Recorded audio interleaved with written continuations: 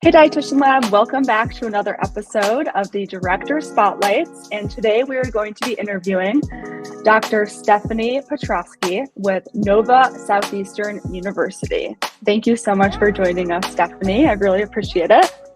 Hey, Brooke, thanks so much for inviting us in. I'm Dr. Stephanie Petrosky from South Florida area. We are coming to you from the Fort Lauderdale Davie campus. And I'd like to tell you a little bit about my background, just to share a little bit. I've been a registered dietitian pretty much from the get-go. You know, sometimes people say I should have gone to medical school, but I've been the non-traditional dietitian, winding my way through clinical practice. Then I spent a lot of time in critical care medicine in a generalist hospital. And one day my director left the hospital and all of a sudden administration said, hey, you want to be a food service director? And I said, no, I never really wanted to get into management, but coincidentally, nobody else was really qualified for the job, and I love my team. So I stepped into that role and learned a lot about administration management, and led that hospital through about 18 years of renovation and grew my skill set. And then I stepped into senior living community where I worked as an executive director. So I really went down the road of health administration and really looking at health systems, got my master's degree. And finally, after several years of senior living, kind of moving from company to company, it's a very transient type of business. I learned to really pick up good marketing skills and public relations and a little bit on the business side. And then I kind of had my fill of that, would have to say, through another transition. And I said, you know what I've always loved to do is teach. So I put in some applications and I ended up working at Nova Southeastern University in the College of Osteopathic Medicine in an administrative role for the dean. And that lasted about 3 years. I was doing admissions and really learning about education, higher education and the systems, when the dean said, you know what, you've got an RD behind your name. Would you like to help us start a master's program in nutrition? Because our philosophy is the mind, body, and spirit in osteopathic medicine. And so I said, well, it's one thing I haven't done in my career. Let's get going with that. And it took us a few years. We opened our online masters in 2015 and then really knew from the beginning we wanted to add in the RDN concentration, which was around 2018. The new standards came out, the future education model, which is the type of program we started. And one thing led to the next, and I went to a meeting and I came back and told the dean, I'm so excited, I found the future. This is what we need to be doing. Let's not worry about the internship and the undergraduate degree. Let's go straight for the new future model. This is the new way for pathways of RDNs. And then my dean said, be careful what you wish for. And now we're opening a new campus in Tampa, and we took our first cohort in 2019. And this will be 6 years for us in the class of 2024. We're pretty excited about it. Awesome. Well, what an exciting background. And that's so cool to see that, like, just from the start, you were like, we need to do this new type of pathway. Right. That I think leads me into my question is, what are your thoughts on the future education model pathway? You know, maybe compared to some of the other more like traditional coordinated programs or, dietetic internship pathways. Well, it actually makes a lot of sense to me. I completed my training in a coordinated undergraduate program. So for Okay. me, the vision was, you do your general ed, and then in the last 2 years of that undergraduate, you're really immersed in your specialty and you're getting all your training. So when you walk out of that door, you're ready to go. But because we have to be competitive in, healthcare providers, everybody's really moving up the standard of entry level practice, it made sense to me. And I know a lot of the people that contributed on the planning committee, the future education, the visioning, and really from the professional standpoint, really trying to define what a dietitian in 20 years from now needed to be. It just made sense. It provides a continuity, and actually in the development of our program, we've looked at various competitor models, and it just made sense to kind of make it what I call a one and done program, and to be inclusive with others that may not have been the undergraduate nutrition majors. In fact, I'd say about 70% of our students come from non-traditional backgrounds and want to now go into dietetics. So exercise science, marketing, business. We even have a fashion design student Oh, right wow. now. Believe me, she's the best dressed. I have to tell you that. And people from culinary backgrounds, really community nutrition. So I find that it is a better way to enhance the profession with diversity. Mhm. It's so confusing. Every time I talk to anybody that's like, how do I get to be an RD? They still call and ask me, do you have an internship? That's a great program, but do you have an internship? And still trying to help people. There's so many flow charts out there. Like, what do you do? I think Mhm. this is like the right way to go, but it's not for everybody because it doesn't work for distance students. There may be others who Mhm. are halfway through the process now because the standards just started this year. So maybe there's, a transition period and then we'll all kind of get on the same page with it in the long run. And now we're talking doctorate programs too as other options. Wow. Down the long Awesome. way, if we'll ever see they Yeah. got the new standards out, we'll see what happens for that. But at Uh-huh. least the entry level practitioner can come to that Mhm. place and from any background as long as they have the prerequisites and have an equal chance. So I think it is kind of a leveling, kind of Mhm. common ground. Definitely. And speaking of prerequisites, I know that NSU's program, it doesn't require a DPD to get into. You can have a DPD, but do you want to maybe run through the prerequisites if, a career Sure. changer or anyone watching this podcast is interested in your program? It's the DPD, which is a certification statement from a didactics program in dietetics. Mhm. It basically says that you have all the required knowledge to be able to sit for the RD exam, but you still need all the practical experience. Yes. And now you need a master's degree. Mhm. So the DPD traditional undergraduate majors are a fantastic um, foundation because within those programs you're Mhm. going to get the prerequisites that we need for our program. In some cases, our students who have DPD say, this is kind of the same courses. Like I see lifespan, I Mhm. see MNT on your curriculum, and I have to say, well, yeah, you took that as an undergraduate, but we're approaching it at a different level. It's a little bit more Yes. self-directed. There's a lot of synthesis and critical thinking, and more Mhm. application from that perspective.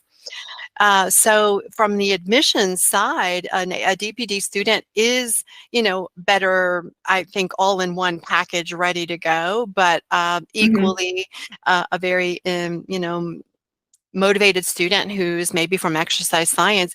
Great example, they Mhm. don't have the chemistry background. They have all the physiology and the mechanics, but they Yes. don't have the chemistry. So they usually have to go pick up a few prerequisites. So we have 8 courses. It starts really with just a basic biology course. So you have a good framework for biological models, anatomy, and physiology so that you know about the human body. And then the chemistry sequence is 1 general chemistry, 1 organic chemistry, and 1 biochemistry. Even though we Mhm. only have 3, some of our students, based on where they're taking those courses, may require the sequence and have to take 1 and 2 to get to biochemistry, that kind of a thing. So if anybody, is listening and they're interested, sometimes we'll take their transcripts from another program and see if, for example, if they took advanced human metabolism, we might be able to Mhm. count that for organic chemistry. So sometimes we can make some exceptions as long as the course Okay. objectives are equivalent. Besides that, microbiology and then Mhm. statistics, because you need high level computation, but in some cases, if you've got advanced math or you've got like a research statistics course from public health or something like that, we will count that along the way. So a total of 8. We like a grade C or better. And then we have a preferred GPA. We like to have our students at a 3.0 or higher. So we do Mhm. uh, qualify applications based on where that undergraduate GPA is. But this is where taking prerequisites outside of a program can actually help you because I find that students are usually more mature or they've kind of learned how to be better Mhm. students by the time they're considering our program. So they might go out and get a couple of courses on their own at a community college or at an online university, and then those enhance the GPA. So we recalculate Mm-hmm. based on all the coursework that they've had. Okay. I don't know if there was I love anything else that. specifically about admissions that you want to figure Mm-hmm. out. Well, yeah, I do love though. This is what I always tell like clients that I work with is if you have a class that you like think might count towards a prereq that you don't have, Yep. always reach out to the program director. I know I've reached out to you many Mhm. times with, students that are applying. And you never know, which is great. So I always tell people to ask. Touch a little bit more on like once you're in the program, kind of what that looks like. Classes. I know that the future education model programs have what's called supervised experiential learning. Do you want to explain a little bit how that is structured at NSU's program? Okay, yeah, and that's not going to be a quick and easy answer. So bear with me, and Yes. please, if you need a question clarified, please let me know. So our whole curriculum plan is part of what we have on our website. So you can look at the breakdowns by semester, what those courses look like. We believe in hands-on training kind of right from the beginning. So in the very first semester, we have our students participate. We have a summer camp on campus, and we have our students take some of the basics, biochemistry, Mm-hmm. lifespan, but they also take an introduction course to their profession. So we're trying to get them all excited, all the different ways dietitians practice. I mean, nutrition is usually sexy on social media, Mm-hmm. but people don't realize behind the scenes how much work and preparation it takes to be qualified for that exam, or the non-traditional ways in which dietitians really represent our profession, everywhere from military service, performance. Mm-hmm. Everyone likes the sports and athletic performance, but Yes. there's government work, research, so we try to expose them to that. And part of that activity in that first semester is getting them to produce a live presentation for these high school students that are learning about health professions, and we Okay. introduce them. So right away they're talking about their choice to be an RD and how that helps them, and good things about nutrition.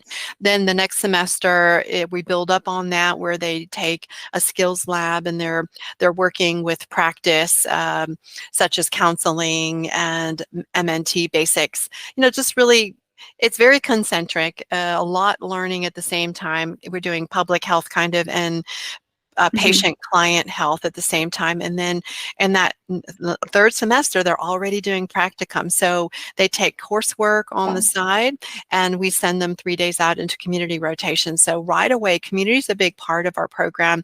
It's the smallest of all the practicums. It's only 8 weeks at 3 days a week, but they go out Mm-hmm. to sites like American Heart Association, Special Olympics, feeding sites for homeless Mm-hmm. and community, but also community gardens, just a wide variety. We have a student right now at the Broward Sheriff's Office, so he's doing all kinds of worksite wellness with the police and firefighters that protect our Wow. community. He's just like over the moon excited. So Uh-huh. those are all part of community, and then they come back and refresh in the summer with some more didactics, typically MNT. They take culinary labs, so there's actually more Okay. hands-on practice where they're working with chefs and talking about food styling, but also the therapeutics, functional nutrition, cancer prevention. And then they go out in rotations. Those last 2 semesters are pretty much all about that. And they take some additional coursework and a comprehensive exam that gives them board study materials, and they're Mm-hmm. already getting ready. So as soon as they leave the program in the winter, they are ready to take their board exam. So supervised practice is all throughout. And when we don't do supervised practice in a professional setting, we're also coordinating the lab activities. And because we're part of the health professions division, our students just last week participated in Interprofessional Education Day. And that was over Mm-hmm. 2,000 students, all different professions, participating for 4 hours, learning together about human trafficking, Mm-hmm. working with an escape room, trying to figure out how to get the patient, Oh, wow. out of the hospital. So just really, fun, because we're a big part of the medical school, and within the health professions, the students get access to Mm-hmm. all of that. So there's a lot of extra things sprinkled around community outreach affairs, public health Mm-hmm. screening. We took our first year students to Clewiston just last weekend, and they were doing blood sugar sticks, blood pressure readings, dietary counseling, working with children. Some of our students are in IDEA, which is Interprofessional Diabetes Education and Awareness, and that's like an extracurricular Okay. activity. So besides what's in the program, we try to get some extracurricular opportunities for them to really get out there and talk about their passion. Mm-hmm. So, Love that. For the supervised practice opportunities, and correct me if you already said this, but do students get any say? Like, let's say, for example, like I'm really interested in like sports nutrition. Is there a way for your program to like cater the experiences to, students based on their interests, or is it like already mostly like laid out? I think that's different from what I experienced as a student. And I Mm-hmm. can say that when our faculty worked with me on putting this all together, there was a lot of emphasis on let's build the program that we wanted to have. So Yeah. yes, especially with today's student who's really our customer, they are very Uh-huh. interested in saying how they want things done. And we do take, their consideration. We have a process where we orient them, and then we let them fill in interest forms, and we try to Great. understand what their Mm-hmm. priorities or their career goals. Sometimes they don't really know, and they'll be very Mm-hmm. open to taking anything. We've actually used that opportunity with students to forge new relationships for preceptors. Yeah. We've developed Mm-hmm. quite a few sites in eating disorders because that comes up a lot, whether it's private Mm-hmm. practice or maybe working with the Renfrew Center. We actually had one student who had a personal relationship at Chick-fil-A, and Oh, she had an wow. awesome management experience because she Okay. introduced us to a site and they were willing to take a Mm-hmm. student. And what a great experience, because if that anybody that does quality management, they do, Mm-hmm. so she really got a great experience and training in those concepts of serve safe and food safety Mm-hmm. codes, and it was kind of unique. Wow. So we're very open as a small program. We only take 15 students in the Fort Lauderdale campus and 15 in Tampa Bay now. So a total of 30 in our class, but we don't necessarily fill up. We take a good fit for our program so that we can get our students in the Mm-hmm. rotations. And we have Okay. some relationships with our other programs already established. So it's giving us an opportunity to build in a little bit more capacity for our students in Mhm. non-traditional settings. Like, for example, we have a college prep, elementary, lower school, and upper school right here in Nova Southeastern. So because we Mhm. have that relationship, our students can spend time in a school, but trying to access Broward Mhm. County schools is a big problem because of all the red Yes. tape and the agreement. So they Yep. still get access to the children and that Okay. population. And, so we have some creative solutions for Mhm. priorities and interest of students. And overall, That's great. because we are a generalist program, there's a Mhm. sprinkling of everything. Even in our curriculum, we have integrative medicine and Okay. functional nutrition, a little bit of sports nutrition. Um, Mhm.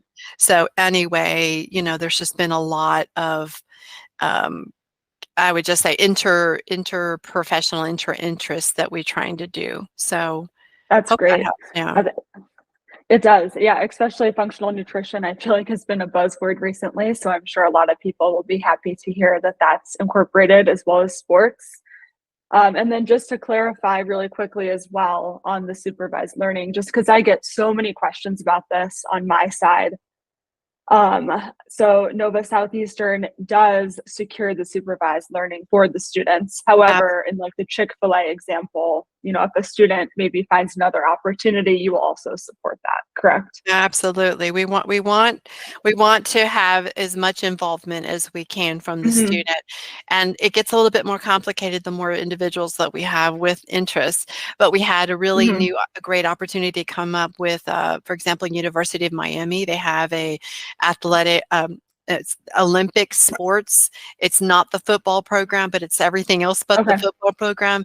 And they have a Hmm. new sports dietitian down there, and they reached out to us because they wanted to take students. And 10 students wanted to go there, of course. Yeah, So we of we had course. we had to put together a little like application process and review, Hmm.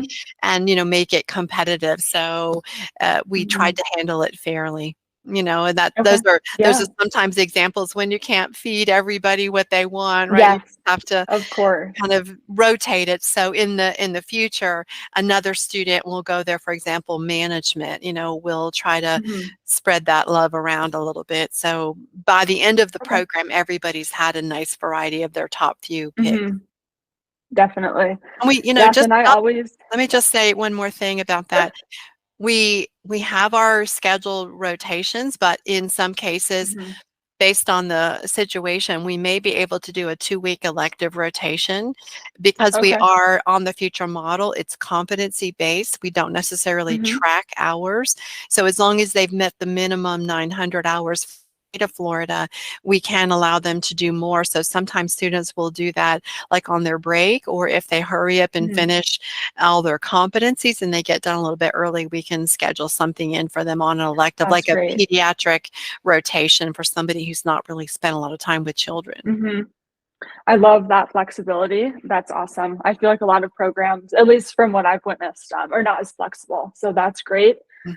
And I do always recommend, at least clients that I work with, to, if it's possible and makes sense for them, to choose a program that like helps or secures the supervised practice for them, because I've had to secure my own, and that can be extremely challenging, especially in states like Florida where it feels like everyone has affiliation agreements. So I think that that really makes your program stand out to students, and I really like that. What do you see as one of the like biggest challenges that dietetics, specifically like nutrition education, I guess, is facing today? That's a very interesting question. The visioning and future practice council that's trying to do that. We're looking at high impact areas. I served for 8 years on the state licensing board, Hmm. and it taught me a lot about the competition and what's happening in the field of nutrition and dietetics. So many other individuals think that, because they took a few courses in nutrition, that they should also be licensed, Hmm. for that practice, which is a challenge, trying to distinguish and show our value in the RD credential and to continue redefining ourselves. And nutrition in medicine is a big movement. And because there's such a demand for it in educating doctors and residents and other health professions, that there isn't enough dietitians to do the job. So others are getting trained and they're filling our roles. So I think that that's Hmm. one thing that's really unique here at NSU is that we've built a department, and pretty much all of us are RDs here. And the dean comes to us for, hey, we need something in nutrition. But it wasn't that way before we really started this program. So then that whole area of functional medicine is a big emerging, that personalized nutrition Hmm.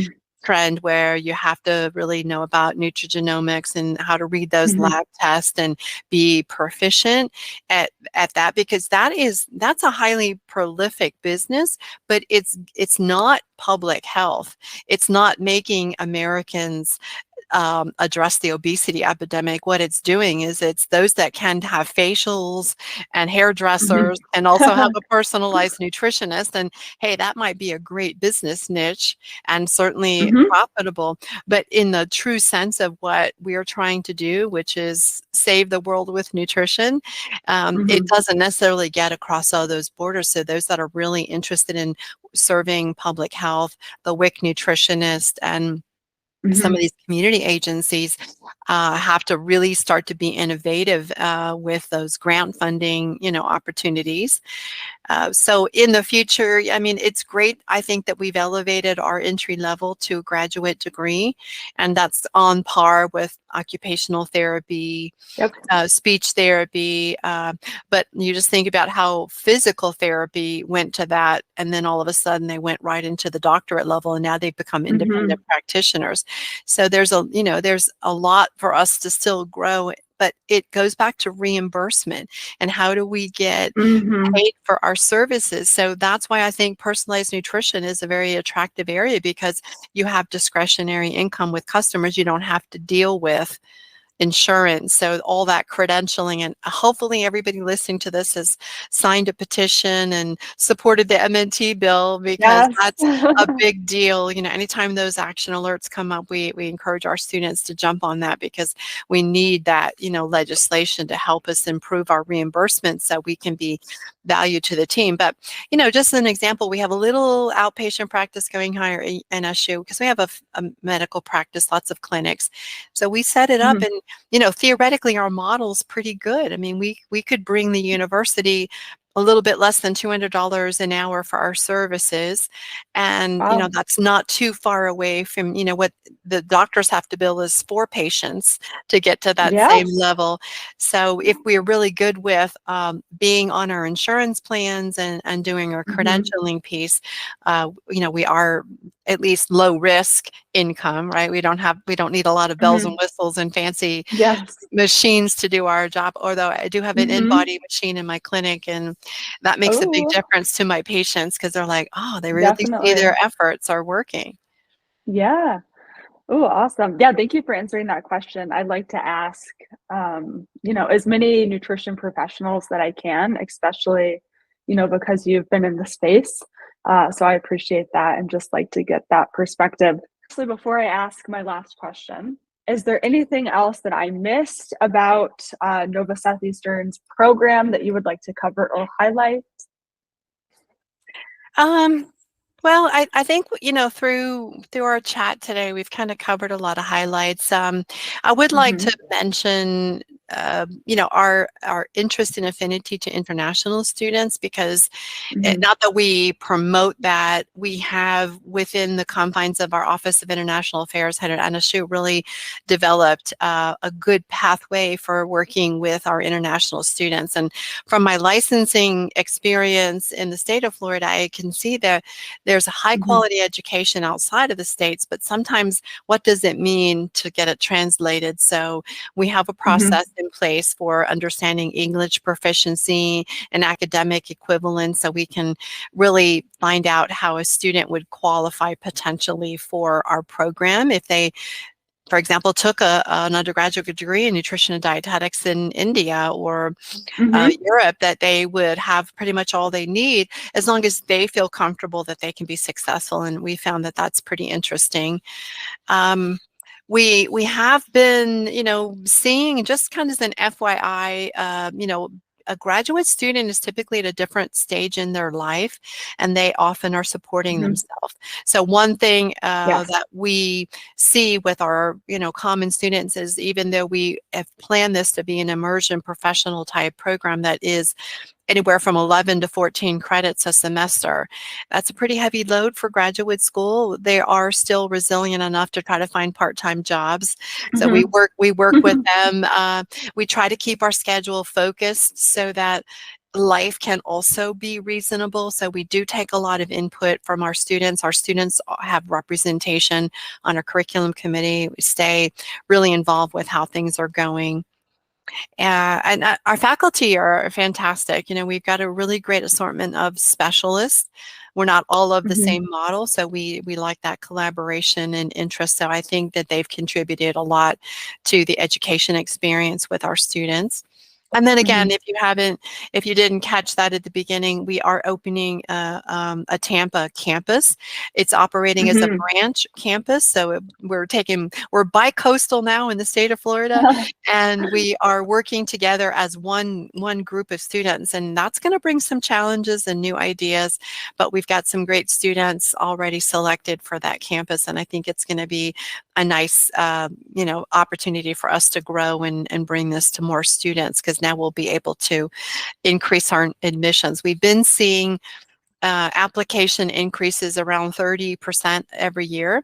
I think it's going That's to great. slow down a little bit, because now that the changes have come for the way the internship and the diecast is happening, and Hmm. a lot of people, I mean, we were the first we were in the first cohort of future education models, which is now called graduate program. It's just GP. But now they're up to, I think, cohort 5 or something. So there's been a lot of new programs. So we're still being monitored by Ascend as a demonstration program. We've helped them develop their skills lab. So we've kind of been on the leading edge of where this is. And I think it's still settling out over the next couple of years. But we like to be a little bit more on the cutting, innovative edge. So as a smaller program, we have that flexibility, because sometimes things come up. A student needs to step away for maternity leave or a family care issue, and we have ways to help manage around that. That's great. So that we could take what their priorities are, and then maybe come back and finish the program later. So. Awesome. That's great. I'm sure a lot of people will be happy to hear that, because you're right. Graduate students are usually, at a different stage in life supporting themselves, and things come up. So I like to hear that, there's flexibility. Right. Yeah. Yeah. Awesome. Okay. Last question for you. And this is a question that I ask all program directors to answer. The last question, from an application or an applicant perspective, what makes an applicant stand out for Nova Southeastern? It's I would have to, it's kind of a lame answer, but it's the truth. It's the truth. It's gut instinct. You just, after all these years, I know it when I see it. Okay. So let me try to describe that.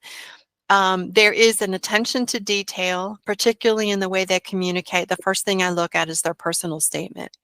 What do they say about themselves? And I know the difference between, we'll just say, BS to a genuine person. Because remember, I used to run admissions for our medical school, so I've read a lot of personal statements. So I know when someone's talking from their heart, and I know when they're just pulling things together from online examples. So it can be seen. So have somebody really read it for you, give a good representation of yourself, talk about your goals. So let us know, be transparent, because in our case, we don't necessarily interview everybody. An interview is required, and we will decide as a committee based on the applications who we want to interview.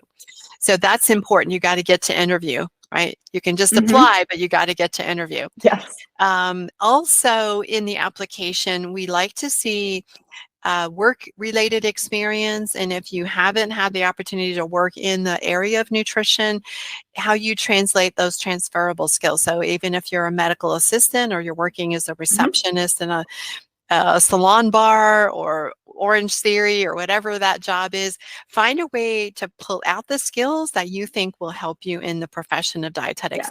Get that highlighted, maybe even add a second letter of recommendation from your supervisor at your work if it's not nutrition related. We also like to see volunteers, because people that volunteer naturally are interested in community service. And one of our goals is leadership in community service for our program. So we're choosing students who want to go with this and they're ready. They're not just tipping their toe in. They're really trying to invest in the profession. And we will ask you during the interview, why do you want to be a dietitian? What have you learned about? So do research and it will come out. It will come out. Of course, we're looking at academics, and if you've had a period, everybody does, a little period where things dip and you want to explain it, be honest, own it, talk about what you've learned from that. Those are really key pieces, and you don't have to just follow the standard of one letter of recommendation. We only require one, but if you add additional letters of recommendation, you can attach them on the back of your resume, for example. If you give us a resume to support what you've been doing in your career, that helps too. So extra information, but definitely a good, strong letter of recommendation that can talk to your attributes of success in a graduate program. So well-rounded, we do look at community service, leadership, your academics, and your self-awareness of your learning style, and what do you know about the profession or healthcare, and that you've got some thoughts generated about where you're going with your career. Definitely.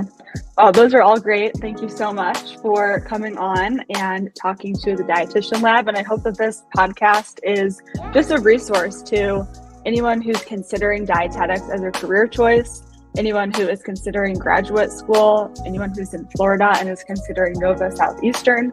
And I will put all information, links to Nova Southeastern's website where you can find out more information, all in the notes for this video. So Thank you so much. Yeah, and anybody outside of Florida, we more than 50% of our students are coming from outside of the state. We're a beautiful place to live. But one thing I just want to mention, I know you're wrapping up, but we have an open drop-in advising session. So if you have any questions and want to jump in and just get to know us, you don't have to do anything but come to our drop-in sessions. Those are located on our website also. It's just an open time to talk and bring your questions and get to know us. So I appreciate all the work you're doing, Brooke. You really stand out as an innovative entrepreneur and doing a great service for everybody who's on that flow chart trying to find their routes. No kidding. Thank you so much. Okay. Awesome. Bye-bye. Okay.